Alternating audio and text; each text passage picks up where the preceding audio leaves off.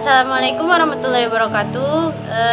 Saya Nurmalasari dan Salma Afifah. Kami dari kelompok 5 akan menjelaskan materi tentang myxomycota. Penyampaian materi yang pertama akan disampaikan oleh teman saya, yaitu Salma Afifah. Pada Salma Afifah dipersilakan. Myxomycota merupakan kelompok jenis jamur lendir yang berwarna kuning karena memiliki pigmen berwarna kuning atau orange. Myxomycota ini bersifat heterotrof, memiliki bentuk tubuh seperti lendir atau plasmodium, dan dapat bergerak-gerak seperti amuba. Myxomycota dapat hidup di tempat yang lembab, basah, seperti hutan atau sampah yang basah, bahkan di batang kayu yang busuk. Ciri-ciri myxomycota ini, yang pertama, berinti banyak dan setiap intinya tidak dipisahkan oleh sekat. Yang kedua, bersifat heterotrof atau tidak dapat menghasilkan makanan sendiri. Yang ketiga, bersifat uniseluler dan multiseluler. Yang keempat, dapat bergerak bebas. Selanjutnya, tubuhnya berbentuk lendir dan cara hidupnya sapofit, yaitu mengambil zat makanan dari bahan organik yang sudah mati atau membusuk.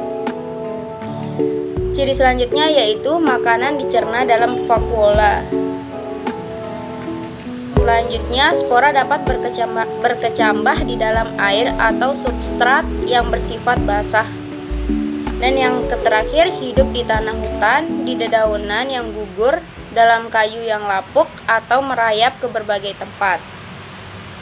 Struktur sel myxomycota yaitu memiliki struktur sel yang menyerupai protoplasma amuba. Sel myxomycota ialah sel berinti banyak atau disebut multinukleat serta tidak berdinding atau disebut plasmodium.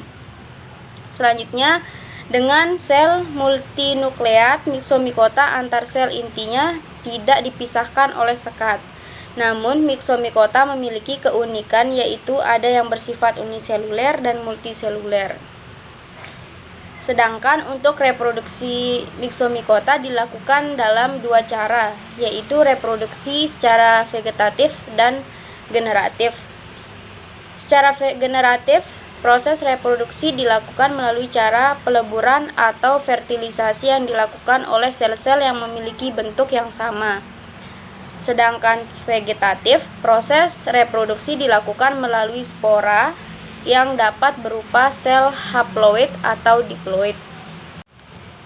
Selanjutnya ada klasifikasi dari myxomycota, yaitu untuk kelas pertama ada pseudomyxomycetes, yang dimana terdiri dari satu sel tidak berdinding dan berinti satu haploid yang membuatnya mirip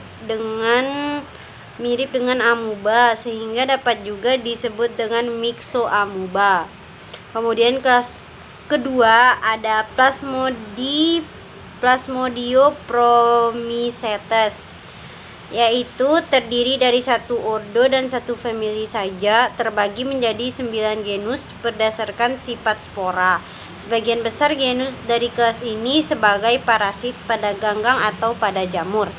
Kemudian kelas ketiga ada kelas Myxomycetes dan kelas Mycetozoa, yang dimana kelas ini terbagi menjadi 6 ordo yang didasarkan pada cara pembentukan spora, kadar kapur pada tubuh buah, warna spora dalam bentuk tubuh buah.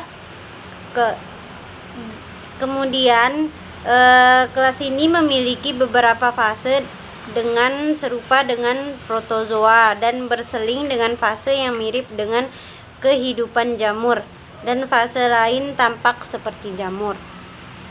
Kemudian klasifikasinya dari kelas myxomycota yaitu Myxogastria, yang dimana dia domainnya berupa eukariota, subfilumnya Conosa, infrafilumnya Mycetozoa, kelasnya Myxogastria, dan ordonya Lycaida, Stemonitida, Trisida, Echinosteliida, dan Pissarales. Myxogastria ini adalah kelas jamur lendir yang memiliki 5 ordo, 14 family, 62 genera, dan 888 spesies. Kemudian habitat dari Myxomycota yaitu dapat hidup di tempat yang lembab atau basah seperti hutan basah, bisa juga di kayu yang basah dan di batang kayu yang busuk, ataupun juga tempat sampah yang basah. Kemudian ada manfaat dan kerugian dari Myxomycota ini, yaitu manfaatnya memakan bakteri, protozoa, dan organisme lainnya. Di samping itu, dia juga berguna sebagai bahan studi tentang protoplasma dan morfogenesis dalam laboratorium. Kemudian kerugiannya yaitu dapat menginfeksi akar tanaman sehingga menyebabkan penyakit dan disebut dengan bengkak. Jadi kesimpulan dari materi Myxomycota yaitu Myxomycota merupakan jamur lendir yang dimana dia hidup di daerah yang lembab atau basah, kemudian bereproduksi dengan cara vegetatif dan generatif. Sekian materi dari kelompok 5. Wabillahi taufiq wal hidayah. Wassalamualaikum warahmatullahi wabarakatuh.